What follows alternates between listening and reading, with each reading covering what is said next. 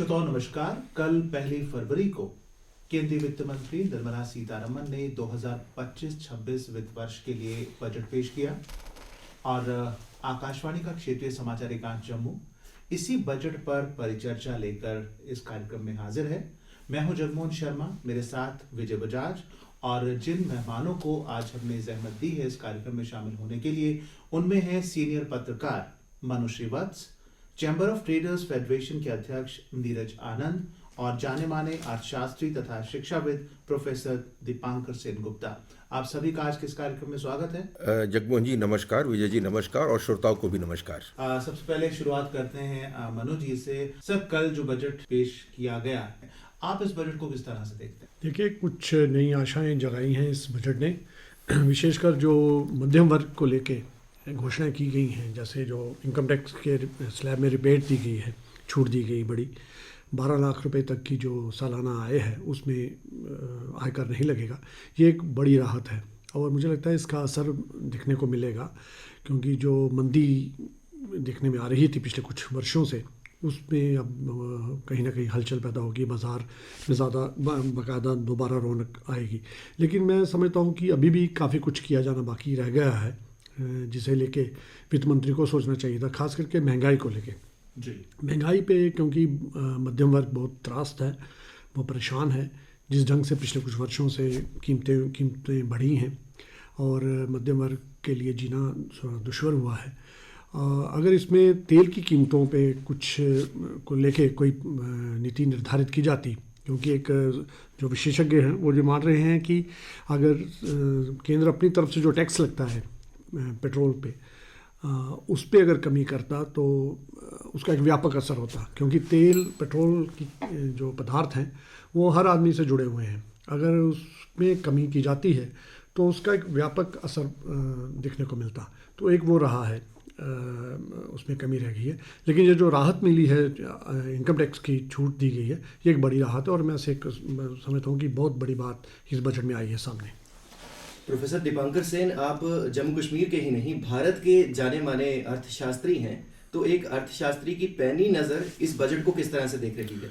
देखिए, ये बजट जो है परिप्रेक्ष्य में हमें दिया गया है और वो परिप्रेक्ष्य इकोनॉमिक सर्वे जब पढ़ते हैं तो आपको पता चल जाता है। इकोनॉमिक सर्वे ने एक बात कही है जो बहुत ही महत्वपूर्ण है कि सरकार को खास करके जो उत्पादन करते हैं, जो व्यापारी है, उनको सफिशिएंट बैंडविड्थ देना चाहिए। सरकार की तरफ से घोषणाएं होती रहती है, बजट घोषणा ही है, पर नौकरशाही कभी कभी क्या करता है, नौकर जो छोटे डिटेल्स में इस तरह जाते हैं कि जो मंशा होता है सरकार का वो बेसिकली डीरेल हो जाता है और इसीलिए डीरेगुलेशन की बात की गई है। वैसे डीरेगुलेशन की बात काफी सालों से हो रहा है, पर इस बार इकोनॉमिक सर्वे में जिस तरह इसको अंडरलाइन किया गया है, मैं मानता हूं यह काफी महत्वपूर्ण है। रही बजट की बात, देखिए बजट इस वक्त दिया जा रहा है, इस वक्त ग्लोबल स्लोडाउन चल रहा है। इस ग्लोबल स्लोडाउन में भी हमारी जो ग्रोथ रेट 6.5% है वो सब देशों से ज्यादा है और ये स्लोडाउन, ये 6.5 ग्रोथ हम कैसे मेंटेन कर रहे हैं? बहुत सारी सरकारी खर्चा और घाटा बढ़ा के वो ग्रोथ मेंटेन कर रहा है। हमने खर्चा कम करके, अगर आप हमारी जो वित्तीय जो डेफिसिट है उसको देखते हैं, वो घट गया है, 5.5 से 4.9 आ गया है जो टारगेटेड था, और इस साल 4.4 टारगेट किया जा रहा है। मतलब हम अपने आप को अनुशासन में रख के भी हम ग्रोथ बढ़ा पाए हैं। रही बात मनु जी ने जैसे कहा, ये जो मिडिल क्लास को एक रिलीफ दिया गया था, ये दिया गया है, पहले होता तो बेहतर है। मुझे लगता है कि पॉलिटिकल टाइमिंग भी एक बात होती है। ये एक बहुत बड़ा कदम है। दूसरी कदम मैं मानता हूं, किसी तरह अगर हम पेट्रोलियम को अगर हम जीएसटी में ला सकते हैं, एक बहुत बड़ी राहत मिलेगी। पर मैं मानता हूं बजट की जो दिशा है और इकोनॉमिक सर्वे में जो बयान है, सरकार विकसित भारत की ओर एक सोचे सहज स्ट्रैटेजी के मुताबिक चल रहा है और मुझे लगता है कि अच्छे दिन आए ना आए, कम से कम उसकी ओर हम अग्रसर हो रहे हैं। नीरज जी, दीपांकर सेन जी ने और मनु जी ने बजट को लेके अपना संक्षिप्त एक नजरिया हमारे सुनने वालों के सामने रखा। मिडिल क्लास की बात की गई कि राहत दी गई है। आपसे जानेंगे व्यापारी वर्ग को किस प्रकार की राहत दी गई इस बजट में। व्यापारियों के लिए क्या कुछ है इस बजट में? सबसे पहले तो मैं स्वागत करता हूं, आपने हमें मौका दिया यहाँ पे अपनी बात रखने का, और मैं आपके श्रोताओं के साथ एक बात शेयर करना चाहूँगा कि ये वित्त मंत्री जी का 8वां बजट है इन ए रो, और हर बजट में हम ये उम्मीद करते थे कि हमारे को इनकम टैक्स की जो स्लैब्स हैं उसमें क्या रिलीफ आने जा रहा है, जिसको हम कहते हैं, और इस बजट की जो टैगलाइन है वो है कि या मध्य वर्ग का ये बजट है, और ये उसको चरितार्थ करता नजर आता है। जैसा अभी कहा दीपांकर जी ने भी कि बजट एक डॉक्यूमेंट होता है जो दिशा बताता है सरकार की, और मंशा बताता है कि सरकार देश को किस ओर ले जा रही है।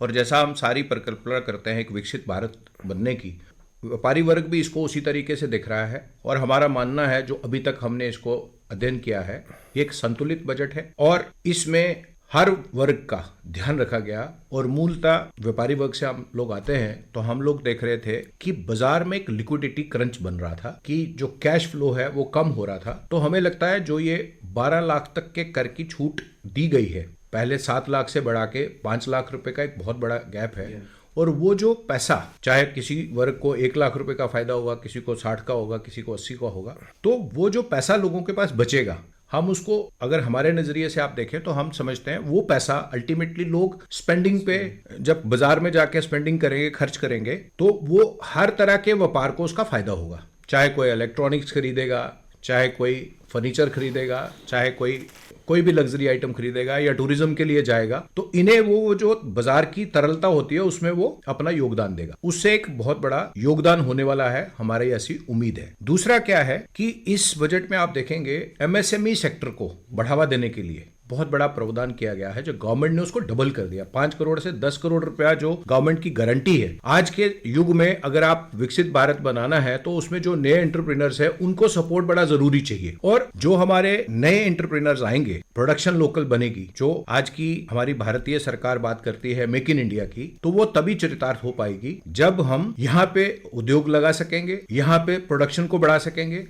चाहे वो किसी भी सेक्टर की है। तो उससे क्या होगा, हमारे जो इकोनॉमी है वो with in the country rotate करेगी। जैसे हम बाहर से जो चीज खरीदते हैं वो चीज बाहर जाती है। और तीसरा आप देखेंगे इसमें वित्त मंत्री जी ने ईज ऑफ डूइंग बिजनेस के ऊपर काफी बात की। उन्होंने टैक्स स्ट्रक्चर को इंप्रूव करने की बात की गई है। अगले हफ्ते नया इनकम टैक्स बिल आ रहा है, वो जब आता है तो उसमें क्या प्रावधान रखे गए हैं वो हम देखेंगे। इससे क्या होता है, देखिए, हम व्यापारी वर्ग को सरकार से, पर्टिकुलरली जो ट्रेडिंग कम्युनिटी होती है, वो सरकार से ईज ऑफ डूइंग की तरफ ज्यादा ध्यान देने की बात करती है, क्योंकि जो कंप्लायंसेस हैं आज के समय में आप देखेंगे, जब से जीएसटी आया है, तो हम तो देखते हैं बजट तो साल में एक बार आता है, लेकिन जीएसटी काउंसिल की मीटिंग होती है तो आप देखेंगे review of GST tax structure उसमें कई बार आता है। कई कमोडिटीज के ऊपर बढ़ा दिया जाता है, कई के ऊपर कम कर दिया जाता है। तो हमारे लिए तो पूरे साल में हम कहें तो कहीं ना कहीं बजट के साथ जो रिलेटेड हमारी इकोनॉमिक एक्टिविटी होती है उसमें कहीं ना कहीं रद्दोबदल चलता रहता है। और ओवरऑल अगर हम देखें देश के परिप्रेक्ष्य में, और जो अंतर्राष्ट्रीय आज भारत एक कॉम्पिटिटिव युग की ओर बढ़ रहा है, उस दिशा की ओर जाता हुआ हमें बजट नजर आता है। मनोज जी, आपने महंगाई की बात की और उसके साथ साथ एक बेरोजगारी भी है, एक बड़ा मुद्दा है। सरकार ने इस बजट में इंफ्रास्ट्रक्चर डेवलपमेंट की तरफ बड़ा फोकस किया है कि इंफ्रास्ट्रक्चर डेवलपमेंट है वहाँ इन्वेस्ट ज़्यादा किया जाना चाहिए, काम किया जाना चाहिए, और इसके लिए राज्यों को बिना ब्याज के लोन जो है 1.5 लाख करोड़ इतना अमाउंट मिलेगा। तो ये प्रावधान रखने से सभी राज्यों के लिए और इंफ्रास्ट्रक्चर डेवलपमेंट में, तो वहाँ रोजगार के कितने मौके मिलेंगे, और जब इंफ्रास्ट्रक्चर डेवलपमेंट होता है तो उसमें बिजनेस एक्टिविटीज भी बढ़ती हैं, टूरिज्म भी बढ़ता है, हर चीज का आना जाना लोगों का उससे बढ़ता है। तो वो किस तरीके से अर्थव्यवस्था को मजबूती देने में और रोजगार के मौके पैदा करने में लाभकारी होगा? जुमोन जी, इसमें बजट में कुछ प्रावधान रखे गए हैं युवाओं के लिए, कुछ नए रोज़गार शुरू करने के लिए लोन आदि की सुविधाएं दी गई हैं। उसमें 75,000 तक की मेडिकल की सीटें कॉलेजेस में बढ़ाई जाने के प्रावधान है, और कुछ नए आईआईटी खोलने का प्रावधान भी है। लेकिन सबसे बड़ा जो सवाल है, प्रोफेसर साहब ज़्यादा अच्छा बता पाएंगे, कि बिल्डिंग खड़ी करने से, इमारतें बना देने से चीज़ें नहीं बदलने वाली हैं, क्योंकि कुछ चुनौतियाँ देश के सामने हैं, उसे हम इनकार नहीं कर सकते। उसमें बेरोज़गारी एक बड़ी चुनौती है। उसके लिए हमें बड़े सारे प्रयास करने पड़ेंगे। सिर्फ छोटे मोटे कदम उठा देने भर से बेरोज़गारी दूर होने वाली नहीं है, क्योंकि हम उस स्टेज पे पहुंच चुके हैं। नए कॉलेजेस, मेडिकल कॉलेज खोलना एक अच्छा कदम है, लेकिन उसके साथ साथ हमें प्रोफेशनल्स चाहिए जो उन प्रोफेशनल्स, नए डॉक्टर्स को, नए प्रोफेशनल्स को तैयार करें। नए IIT खोलना अच्छी बात है, लेकिन साथ ही साथ हमें प्रोफेसर्स चाहिए। उसके लिए हमें एक लंबी अवधि की तैयारी करनी पड़ेगी, क्योंकि जो आज लेक्चरर बनता है उसे कुछ समय लगता है रीडर बनने में, फिर प्रोफेसर बनने में। तो ये तकनीकी पहलू हैं, तो इस ओर ज़्यादा फोकस किया जाना चाहिए था, जो बजट में मुझे कमी दिख रही है। क्योंकि हमें ऐसी कई शिकायतें मिल रही हैं कि देश में नए जो मेडिकल कॉलेज खुले हैं पिछले कुछ वर्षों में, वहाँ पे प्रॉपर स्टाफ नहीं है। तो सरकार का इस ओर ज़्यादा ध्यान होना चाहिए बनिस्बत इसके कि हमने एक नए कॉलेज खोलने में अपना फोकस रखें। तो प्रोफेशनल्स तैयार करने में ज़्यादा मुझे लगता है कि फोकस होना चाहिए था। जी। तो जैसे हम बात की कि इंफ्रास्ट्रक्चर डेवलपमेंट की हमने बात की, तो उसमें लोअर लेवल पे चाहे वो आप मजदूर ले लो, चाहे इंजीनियर्स ले लो या आर्किटेक्ट ले लो, उनके लिए भी तो काम और रोजगार के मौके मिलते हैं। प्लस जो वो काम एजेंसीज उन काम को आगे चढ़ाती हैं, उनको मौका मिलता है। तो क्या उससे बेरोजगारी को दूर करने या शॉर्ट टर्म के लिए जो एम्प्लॉयमेंट लोगों को मिल सकती है? मेरे लिए जी, मैं आपकी बात से सहमत हूँ कि ज़रूर है, ये शॉर्ट टर्म मेथड है। मतलब अगर हम लॉन्ग टर्म में सोचना है तो हमें प्रोफेशनल्स तैयार करने पड़ेंगे, ज़्यादा उनके डेवलपमेंट पे काम करना पड़ेगा। क्योंकि मैं जैसे पहले बोला कि इमारतें बनाने से काम नहीं चलेगा, हमें प्रोफेशनल्स चाहिए, हमें प्रोफेसर चाहिए, हमें टीचिंग स्टाफ वैसा चाहिए।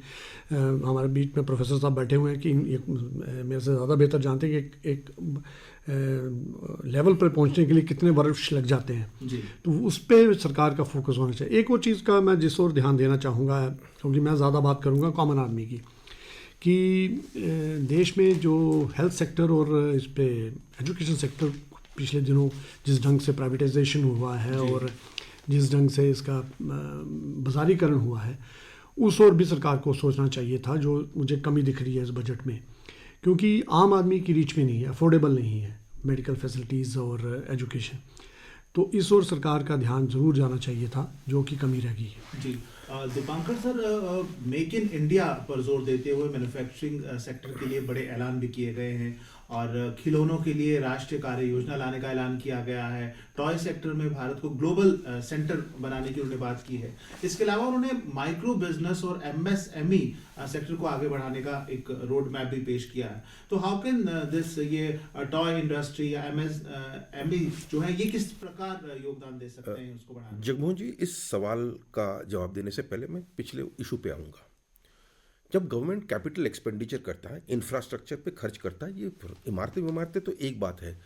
हमारे यहाँ पे मैक्सिमम जो खर्चा हो रहा है इस वक्त रोड्स पे हो रहा है और रेलवेज पे हो रहा है।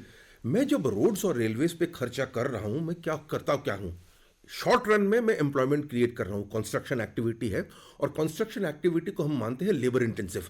यहाँ पे लेबर की काफ़ी मांग होती है, तो एम्प्लॉयमेंट जनरेट होता है।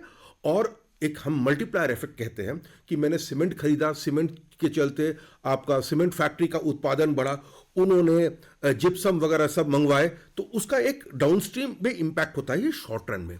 लॉन्ग रन में क्या होता है कि आपकी जो कॉस्ट ऑफ प्रोडक्शन जो है, टोटल कॉस्ट जो है, जो लॉजिस्टिक्स से जुड़ा हुआ होता है, क्योंकि एक है कॉस्ट ऑफ प्रोडक्शन फैक्ट्री में, जब तक आप इसको बाजार पे पहुंचा हो, ट्रांसपोर्टेशन कॉस्ट इतना ज्यादा है हमारे देश में, उसके चलते महंगाई पे असर पड़ता है। हम उस तरह से अभी तक वो एफिशिएंसी ला नहीं पाए हैं जो लॉजिस्टिक्स में लाना चाहिए, और इसीलिए इस सरकार लॉजिस्टिक्स पे काफी ध्यान दे रहा है। क्योंकि कुछ चीजें हमारे मैन्युफैक्चरर के हाथ में है, जो फैक्ट्री में कर रहा हूं, कुछ चीजें बाहर है, और ये इंफ्रास्ट्रक्चर पे जब ध्यान देते हैं, ये लॉजिस्टिक्स ट्रांसपोर्टेशन कॉस्ट काफी हद तक कम हो जाता है। तो ये जरूरी है, क्योंकि ये प्रॉफिटेबिलिटी ऑफ इन्वेस्टमेंट बढ़ाता है, जिसके तहत निवेश अंदर आता है, और ये लॉन्ग टर्म के लिए इंफ्रास्ट्रक्चर का ये खेल है। अब रही बात आप जो कह रहे थे कि मेक इन इंडिया में टॉयज, सरकार में जो देख रहा हूं सेक्टर बाय सेक्टर अप्रोच कर रहा है। पहले आपने देखा था एक एम्फेसिस था मोबाइल फोन्स पे, इलेक्ट्रॉनिक्स पे, जिसके तहत हम नेट जो इंपोर्टर थे मोबाइल्स के, हम अब नेट एक्सपोर्टर हो गए हैं। हाँ, इस वक्त हम सिर्फ असेंबली कर रहे हैं, पर जिस तरह सरकार ने सेमीकंडक्टर्स पे ध्यान दिया है, मुझे लगता है कि डाउनस्ट्रीम एंड अपस्ट्रीम एक्टिविटीज वो भी हम इंटीग्रेट कर लेंगे। दूसरी बात है टॉयज। इस वक्त largest exporter of toys in the world है चाइना, और टॉय इंडस्ट्री एक ऐसा इंडस्ट्री है वो लेबर इंटेंसिव है। हमारे देश की अब धरोहर देखेंगे ना, हम कई तरह के टॉयज हम बना सकते हैं, और अगर हम बना पाते हैं इंटरनल मार्केट के लिए और विदेशी मार्केट के लिए, यहां पे भी लेबर इंटेंसिटी जो है इस इंडस्ट्री का काफी ज्यादा है, यहां पे एम्प्लॉयमेंट भी जनरेट कर सकते हैं। एक और बात मनु जी ने कही जो हेल्थ की बात है, एम्स की बात तो करी, पर सरकार ने यहां पे एक चीज किया है जो गिग वर्कर्स हम कहते हैं ना, जोमेटो वोमाटो के साथ जुड़े रहते हैं, उनके लिए जो इंश्योरेंस की जो बात करी है कि आयुष्मान भारत इनके लिए भी लागू होगा, यह एक बहुत बड़ी चीज है। देखिए, इन लोगों के पास वो सोशल सिक्योरिटी होता नहीं है, इस वक्त उनके लिए उस तरह का पेंशन है नहीं, पर पहला कदम मैंने किया, सोशल सिक्योरिटी नेट में एक हेल्थ का प्रोविजन मैंने रख दिया। और आपका जो नया इंडस्ट्रीज और एम्प्लॉयमेंट क्रिएट होता है ना, पहले वो इस तरह के होंगे, नए नए इंडस्ट्रीज आएंगे, उसमें जो कुछ परमानेंट होंगे, कुछ इरेगुलर होंगे। आप किस तरह जो इरेगुलर एम्प्लॉयज की जो अनसर्टेनिटी जो होता है वो किस तरह से दूर कर सकते हैं, वो पूरा कभी दूर नहीं होगा। पर जब जब आप उनके लिए एक हेल्थ इंश्योरेंस स्कीम लागू करते हैं, आयुष्मान की तरह भारत की तरफ आपने किया है, दूसरी उनके लिए अगर पेंशन्स आप उनकी बात करते हैं, काफी हद तक एक अनसर्टेनिटी जो इन प्रोफेशंस के साथ जुड़ा हुआ वो चला जाता है, और एक्सेप्टेबिलिटी ऑफ दीज प्रोफेशंस भी बढ़ जाता है। आप बिजनेसमैन से पूछेंगे, वो कहेंगे, आप कहता अनएम्प्लॉयमेंट, हमें तो ट्रेंड एम्प्लॉयज मिल ही नहीं रहा है।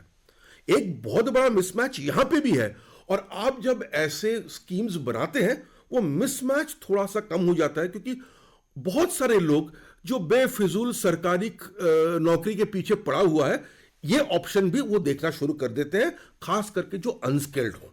ये बहुत बड़ी बात है। आप तीसरी बात आपने इन्होंने कहा, मनु जी ने कहा कि आपने इतने नए इदारे खोले, एम्स, आईआईटीज वगैरह, इनके लिए आपको ट्रेंड पर्सनल नहीं मिल रहे हैं। एक बात है, इनके लिए प्रोफेसर्स क्यों नहीं मिल रहे हैं? क्योंकि अगेन नौकरशाही की दिमाग देखिए कि आप प्रोफेसर्स पोस्ट आपने किए, प्रोफेसर्स पोस्ट आपको दूसरे यूनिवर्सिटी से ही आएंगे, जो पेंशन स्कीम में है वो छोड़ के नॉन पेंशन स्कीम में नहीं जाएगा।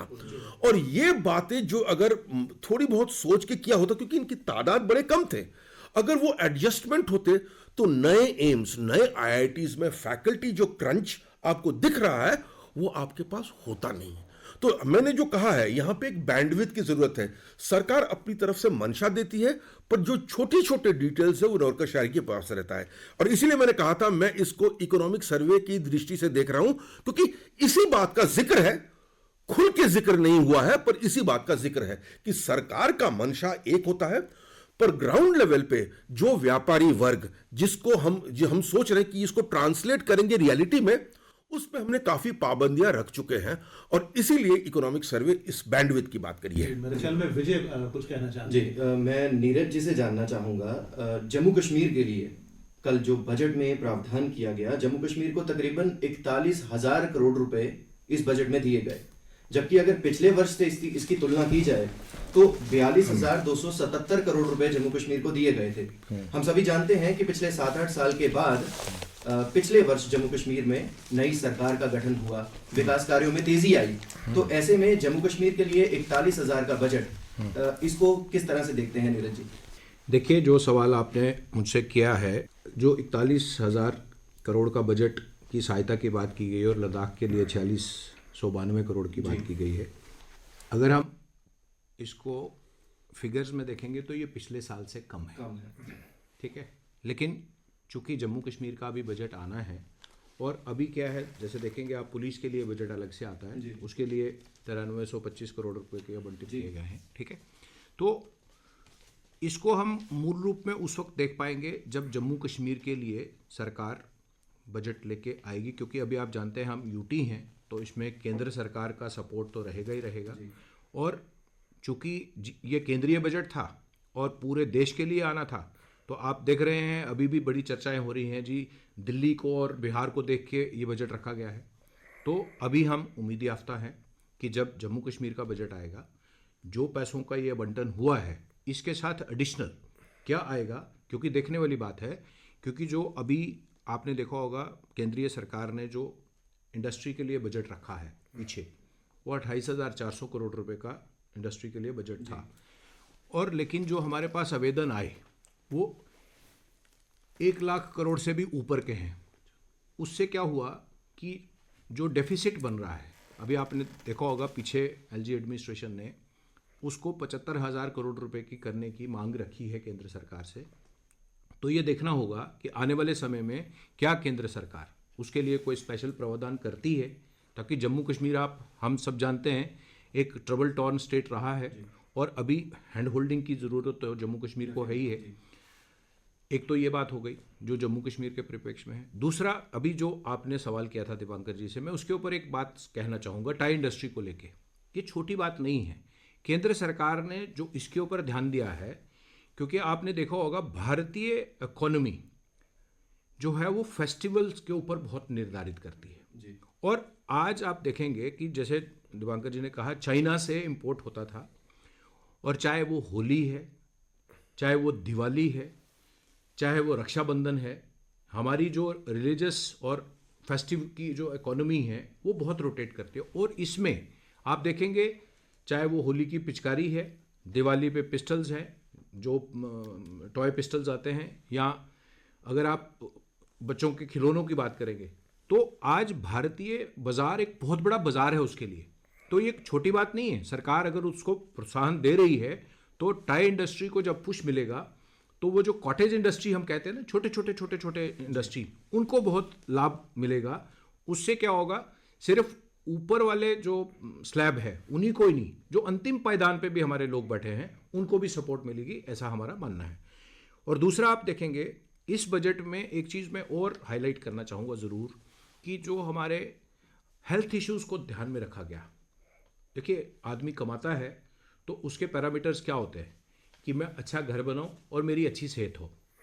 जम्मू कश्मीर आगे ही आप देखेंगे देश से अलग है। जैसे आयुष्मान भारत की जो स्कीम है, यहाँ पे 5 लाख का जो हेल्थ कवर है वो हर इंडिविजुअल के लिए है। वो ऐसा नहीं है कि जो बिलो पॉवर्टी लाइन है उसके लिए। लेकिन अगर आज कैंसर की दवाइयों के ऊपर छूट दी गई है, ठीक है, और आप देखेंगे बुज़ुर्गों के लिए जो 50,000 रुपये तक की रेंटल इंटरेस्ट की इनकम थी उसको बढ़ा के 1 लाख रुपये किया गया है।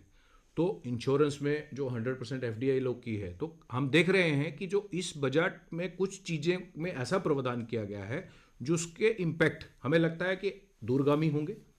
और आने वाले दिनों में जो व्यापारी वर्ग है वो भी कहीं ना कहीं इससे लाभान्वित होने जा रहा है। और चूंकि हम जम्मू कश्मीर में आप देखेंगे हम एक ट्रेडिंग इकोनॉमी है, यहाँ पे मैन्युफैक्चरिंग इकोनॉमी बढ़ने का प्रयास हो रहा है, लेकिन ट्रेडिंग इकोनॉमी यहाँ ज़्यादा स्ट्रॉन्ग है, ट्रेडर ज़्यादा हैं, चाहे वो जम्मू हो, कश्मीर हो, लद्दाख हो।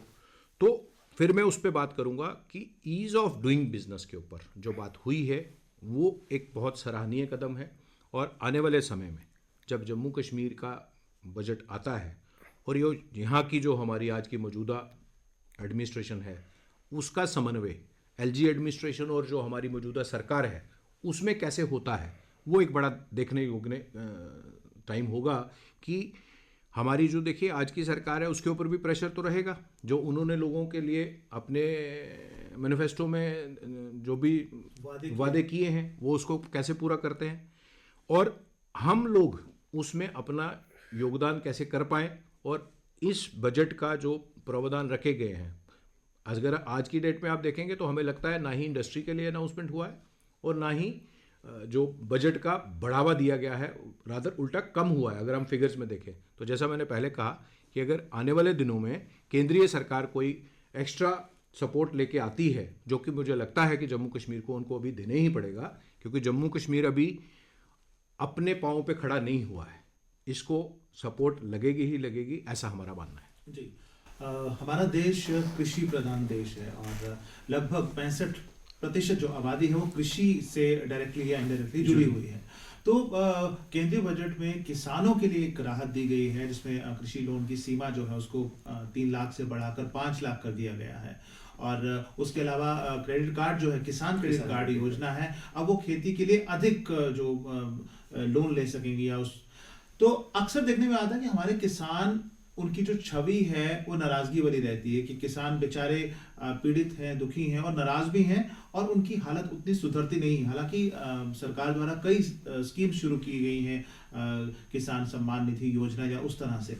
मनु जी, मैं आपसे पूछना चाहूंगा कि किसानों के लिए जो ऐलान किए गए हैं ये किस तरह किसानों के लिए फायदेमंद साबित होंगे। और मैं चाहूंगा कि आप किसानों को भी समझाएं कि उनको क्या क्या फायदा होने जा रहा है नए प्रावधानों के तहत। देखिए, नए बजट में जो प्रावधान रखे गए हैं वो काफ़ी स्वागत योग्य हैं। विशेषकर किसानों की जो नाराज़गी पिछले कुछ वर्षों से चली आ रही है उसे कुछ हद तक एडजस्ट करने की कोशिश की गई है। जैसे किसान क्रेडिट कार्ड जो है उसकी सीमा बढ़ाकर 5 लाख की गई है, इसकी की लंबे समय से मांग थी। साथ ही साथ PM धन धान्य कृषि योजना शुरू की गई है जो कि लगभग 100 ज़िलों में किसानों को फ़ायदा होगा। डेयरी और मछली पालन के लिए भी कुछ नई योजनाएं इस बजट में रखी गई हैं और 5 लाख रुपए तक का लोन दिया जाएगा। तो कुल मिला के अगर देखें तो किसानों के लिए काफ़ी कुछ है। और जो MSP और बाकी चीज़ों को लेके जो किसान लंबे समय से संघर्ष कर रहे हैं उन्हें कुछ हद तक इन घोषणाओं से फ़ायदा होगा। और मुझे लगता है कि सरकार ने एक बड़ी पहल की है अपनी ओर से किसानों की समस्याओं को, जो देश भर के किसानों की समस्याएं हैं और विशेषकर पड़ोसी राज्य पंजाब और हरियाणा में जिस ढंग से किसान आंदोलन कर रहे हैं उसे कुछ हद तक ये एड्रेस कर पाएंगी। दूसरी बड़ी जो बात, जैसे नीरज जी ने कहा कि जो सीनियर सिटीजन्स के लिए एक विशेष छूट दी गई है इस बजट में, वो भी स्वागत योग्य है। उससे भी लोगों को काफ़ी राहत मिलेगी। जो 50,000 रुपये तक थी और वो 1 लाख रुपये तक कर दी गई है। वो एक बड़ी पहल है कि जो बचत योजनाओं में सीनियर सिटीज़न इन्वेस्ट करते थे उसके ऊपर TDS लगता था, उस TDS में अब छूट 1 लाख रुपये तक कर दी गई। तो ये कुछ जैसे मध्यम वर्ग को राहत दी गई है, बुज़ुर्गों को जो राहत दी गई और किसानों की तरफ ध्यान दिया गया है, ये निश्चित रूप से एक बड़ी घोषणा है वित्त मंत्री की तरफ से। और इसका मुझे लगता है कि व्यापक असर होगा देश और समाज में। जी प्रोफेसर दीपांकर, यदि आपसे जानना चाहें आपकी नज़र में इस बजट की टॉप 5 जो हाइलाइट्स हैं वो क्या हैं, तो किन किन कैटेगरीज को आप इन टॉप 5 हाइलाइट्स में रखेंगे? ये हाइलाइट्स आने से पहले मैं जो जम्मू कश्मीर का जो बजट है उस पर मैं थोड़ा टिप्पणी करना चाहता हूँ। ये सही बात है कि 42,000 करोड़ पिछले साल का जो अलॉटमेंट था इससे 41,000 करोड़ किया गया है। पर ये जम्मू कश्मीर के लिए भी नहीं हुआ, कई हेड्स पे हुआ है। जल जीवन मिशन, अब देखिए एक फ्लैगशिप प्रोग्राम है, उसका भी कम किया गया है। बात यह है कि वो महकमा या राज्य या केंद्र शासित प्रदेश क्या खर्च कर पा रहा है, अगर इसीलिए पिछले बजट देखना भी जरूरत होता है। पिछले बजट में एक होता है कि बजट एस्टिमेट्स उसका क्या होता था और रिवाइज्ड एस्टिमेट्स क्या होता था। रिवाइज्ड एस्टिमेट्स जो सच्चाई है वो तब बताता है। पिछले साल मुझे याद है हमारी जो प्रोजेक्टेड एक्सपेंडिचर था जम्मू कश्मीर का, उससे हम काफ़ी कम हमने खर्चा किया था। मुझे लगता है कि इस बार भी वही हालत होगा कि जितना हमारा प्रोजेक्शंस था उससे कम खर्चा हुआ है। खर्चा काफ़ी हुआ है क्योंकि हमने अपनी टारगेट्स काफ़ी ऊंचा बनाया था, पर जितना ऊंचा हमने टारगेट्स रखा था खास करके कैपेक्स में, रोड्स में उतना नहीं हो पाया। जो हुआ वो सराहनीय था, पर जो हम करना चाहते थे वहां तक पहुंचे नहीं। तो मुझे लगता है कि वहां पे शायद 6-7 हजार करोड़ का फर्क था प्रोजेक्शंस में। मुझे लगता है अगर कम किया गया है तो इसीलिए कम किया गया है। ये आंकड़े आप जल जीवन मिशन में भी देखेंगे। पिछले साल के अलॉटमेंट और इस साल की अलॉटमेंट में ज़्यादा फर्क नहीं हुआ है, क्योंकि पिछले साल जो एस्टिमेट्स था और एक्चुअली जो खर्च हुआ उसमें काफ़ी अंतर है। तो सरकार देखता है कि ऐसा जब होता है तब कभी कभी वो अलॉटमेंट कम कर देता है क्योंकि खर्च हो नहीं पा रहा है। रही बात ये। दूसरी बात मैं एक टिप्पणी करना चाहता हूँ, ये बेसिकली जो हम किसानों की नाराज़गी की बात कर रहे हैं, हम अक्सर भूल जाते हैं कि एग्रीकल्चर, कृषि, ये राज्यों पे है, स्टेट लिस्ट में है। अगर आप नाराजगी देखते हैं किसानों का, आपको देखना चाहिए कहां से कहां हो रहा है। कई स्टेट्स में किसानों और एग्रीकल्चरल ग्रोथ काफी फास्ट हुआ है, जैसे मध्य प्रदेश में, यूपी में भी। जो 30-40 साल पहले इनकी कंट्रीब्यूशन होता था तो टोटल एग्रीकल्चरल प्रोडक्शन, वो कहां था, आज कहां है।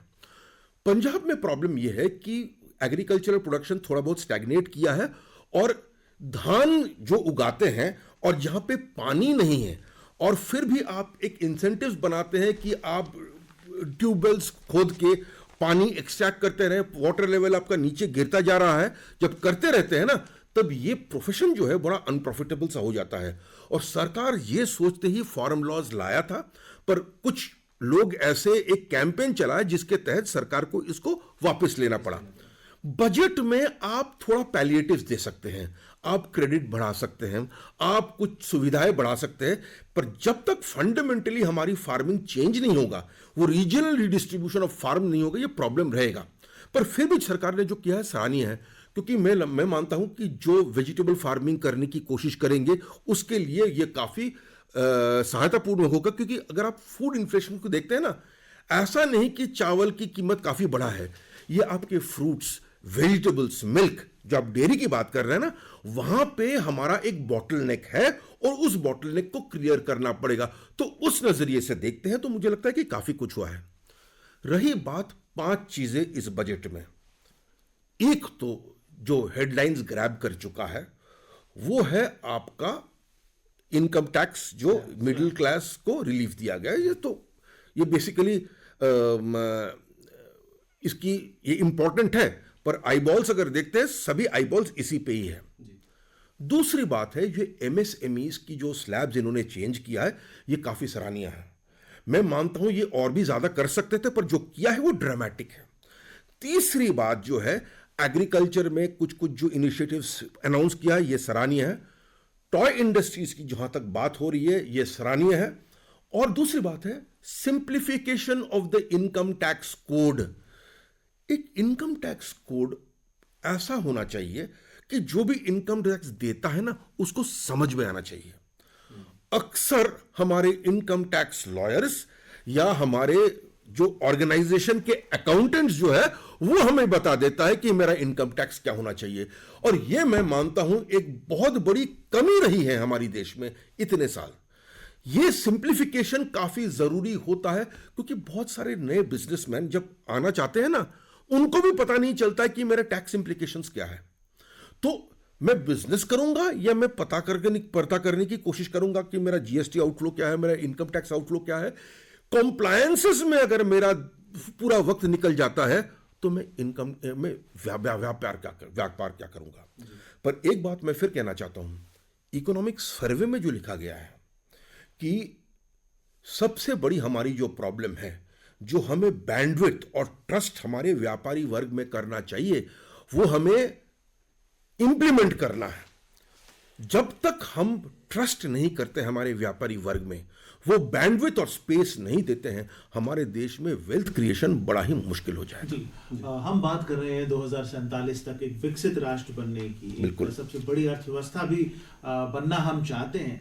अर्थव्यवस्था की जब हम बात करते हैं तो आपके इधर कमर्शियल एक्टिविटीज कितनी होती हैं उसके ऊपर डिपेंड करता है। आप चाइना में देखिए, तकरीबन हर घर में हर कोई काम कर रहा है। बिल्कुल। हम भारत की बात करते हैं, एकता की और इक्वलिटी की बात करते हैं। जो विमेन फोक है, हमारा लगभग 50% आबादी है। तो जैसे हम कहते आए हैं कि महिलाएं और पुरुष जो हैं एक रथ के 2 पहिए होते हैं, तो दोनों पहियों का काम करने में भी योगदान बराबर का होना चाहिए। बिल्कुल। और इसी चीज को देखते हुए फाइनेंस मिनिस्टर ने बजट में महिलाओं की ग्रोथ पर जोर दिया हुआ है, और खास तौर पर शेड्यूल कास्ट और शेड्यूल ट्राइब जो महिलाएं हैं, उनके लिए 5 लाख एंटरप्रेन्योर और 2 करोड़ तक का टर्म लोन और ऑनलाइन उनको ट्रेनिंग देने वगैरह की भी इस तरह से बातें की गई हैं। नीरज जी, मैं आपसे पूछना चाहूंगा कि महिलाओं को इस तरह के प्रोत्साहन देना, और क्या इससे भी बिजनेस में महिलाएं और आएंगी, ज्यादा अच्छा काम कर सकेंगी और देश की अर्थव्यवस्था में योगदान देगी?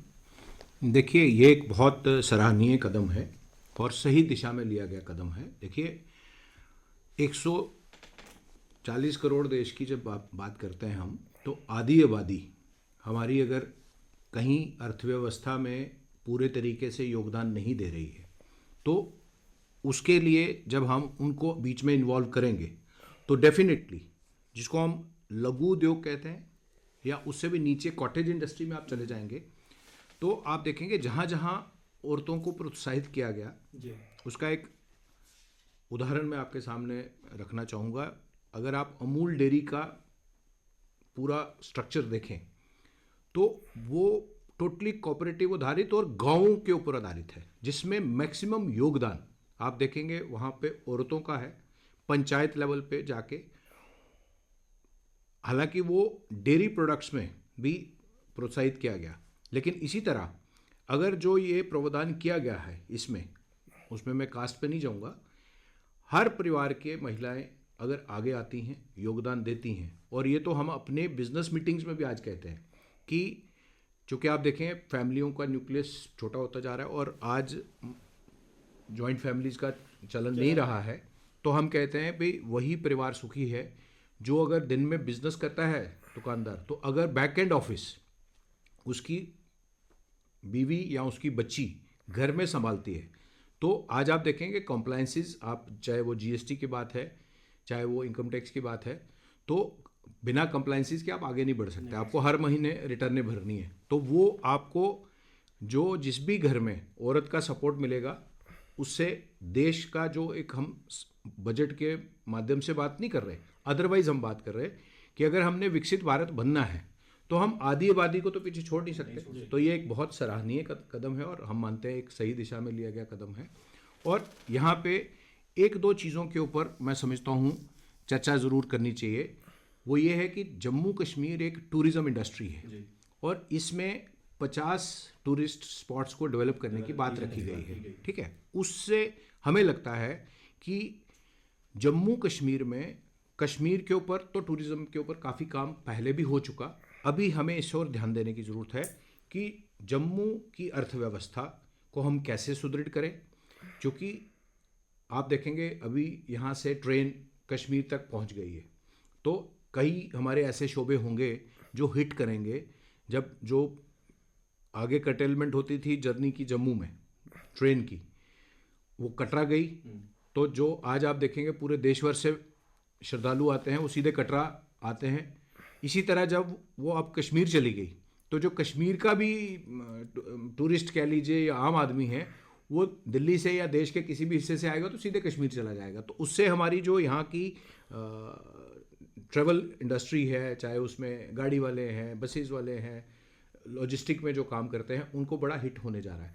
तो कहीं ना कहीं जम्मू के क्षेत्र को हमारा ये मानना है कि माता वैष्णो देवी जी को ध्यान में रख के उसके साथ में सर्किट्स को डेवलप करने की बात जब आए, तो जो वो 50 क्षेत्र बनाने की बात है, टूरिज्म स्पॉट्स बनाने की बात है, तो हम ऐसा प्रयास करना चाहेंगे कि वो जम्मू के इर्द गिर्द जो एरिया है, ताकि हम जो हमारे यहाँ पे माता वैष्णो देवी के लिए लोग दर्शन के लिए आते हैं, हम उनको 2, 4, 5 दिन यहाँ कैसे रोक सके, ताकि जो जम्मू की अर्थव्यवस्था के ऊपर हम देखते हैं प्रेशर आने वाला है, वो आने वाले समय में दूर हो सके।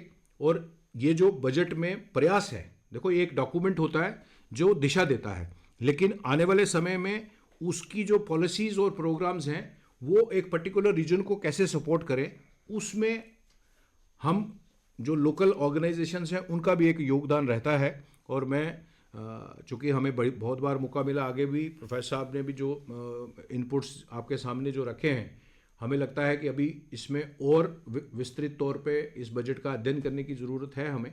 और जैसे मैंने पहले भी कहा, इनकम टैक्स एक्ट भी नया आने वाला है, उसमें भी जैसे वित्त मंत्री जी ने कहा है, और हमारा जम्मू कश्मीर का भी बजट आने वाला है। तो जब पूरे तौर पे ये चीज़ें आ जाती हैं तो फिर ही स्टडी करके अच्छे से हम इसके ऊपर और ज़्यादा चर्चा कर सकते हैं। जी मनु जी, डेफिनेटली जिस फ्यूचर की तरफ हम बढ़ रहे हैं वो टेक्नोलॉजी ड्रिवन फ्यूचर है, और हमने इस बजट में भी देखा कि जैसे इलेक्ट्रॉनिक व्हीकल्स हैं, एलईडीज हैं, इनको लेके भी घोषणाएं की गई। तो जो इलेक्ट्रिक व्हीकल इंडस्ट्री है उसको कितना पुश मिलने जा रहा है, क्या कुछ देखने को मिल सकता है आने वाले समय में? देखिए, जो भविष्य है वो तो इलेक्ट्रॉनिक व्हीकल्स का ही है, और लगातार सरकार इस ओर प्रयास भी कर रही है कि ऐसे वाहनों को प्रोत्साहित करने का कोशिश की जा रही है। लगातार नितिन गडकरी जी तो काफ़ी कोशिशें कर रहे हैं और बजट में भी ये प्रावधान रखे गए हैं।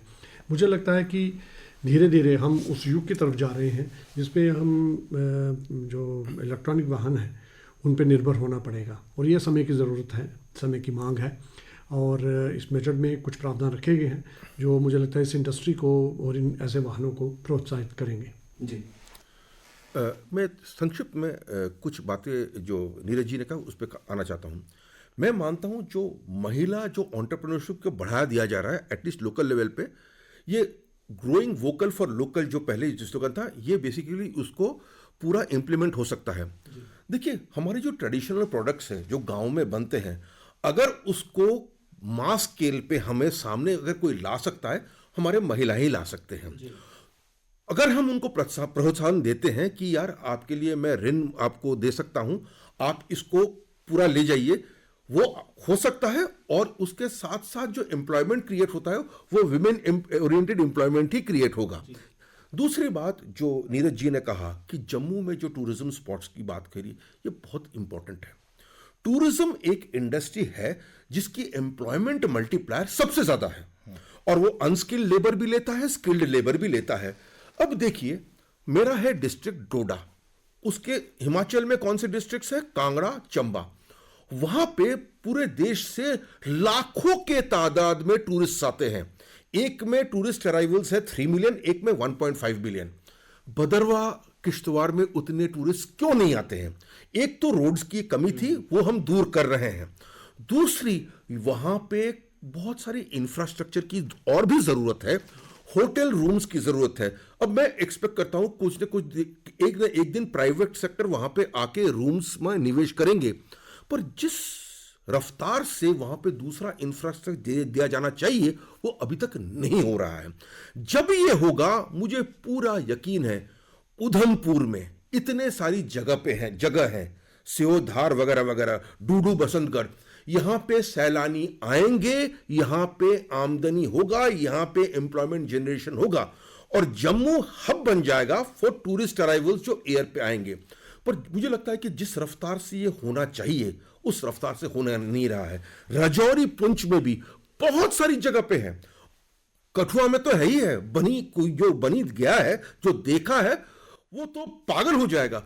अनफॉर्चुनेटली ये जानकारी जो है पूरा देश में गया नहीं है, और हमें जो करना चाहिए था अभी तक हमने उस इंफ्रास्ट्रक्चर वहां पे हमने दिला नहीं पाए हैं। वो मैं यहीं पे मैं बात अपना संक्षिप्त प्रोफेसर साहब, टूरिज्म से ही जुड़ा होम स्टे जो है, बिल्कुल, वो इन दिनों बहुत सुर्खियों में है। बिल्कुल है। तो सरकार ने कल होम स्टे की जो सुविधा है, इसके लिए मुद्रा लोन को एक्सटेंड करने की बात कही बिल्कुल की है। तो क्या बनी, भदरवा, इन जैसे जो क्षेत्र हैं जहां अभी होटल इंडस्ट्री डेवलप नहीं है, हाँ, तो जहां होम स्टे की सुविधा जरूर है, क्या इन क्षेत्रों में कुछ बदलाव आएंगे? बिल्कुल आ सकता है, क्योंकि होम स्टेज भदरवा में है जी।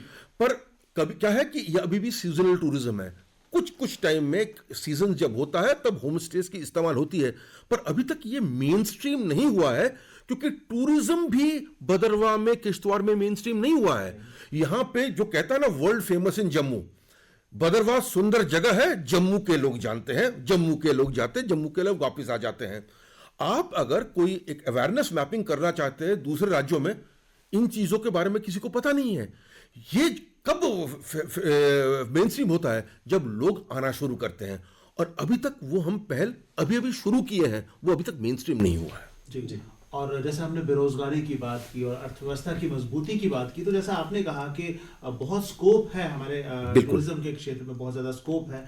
तो हमारे यूथ को भी अपनी जो पुरानी सोच है कि हमने सिर्फ पढ़ाई करके नौकरी और सरकारी नौकरी हासिल करनी है, उस अपनी सोच को बदलना है। और इस तरह से इस बजट में भी देखिए युवाओं के लिए कितने सारे प्रोत्साहन सरकार ने रखे हैं, कितनी सारी स्कीम्स जो हैं वो शुरू की हैं। तो हमें भी उन स्कीमों का फायदा उठाने के लिए आगे कदम बढ़ाना है, और तभी हम फ्लरिश कर सकेंगे और अपने पैरों पर खड़े हो सकेंगे। बिल्कुल। और आज के बजट के ऊपर चर्चा करने के लिए सीनियर जर्नलिस्ट मनु श्रीवत्स हमारे साथ थे, चैम्बर ऑफ ट्रेडर्स फेडरेशन के अध्यक्ष नीरज आनंद और जाने माने अर्थशास्त्री प्रोफेसर दीपांकर सेनगुप्ता। आप सभी ने अपना कीमती वक्त हमारे प्रोग्राम के लिए निकाला और हमारे श्रोताओं के साथ बहुत सारी बातें साझा की। आपका बहुत बहुत शुक्रिया। Thank you very much. Thank you ji.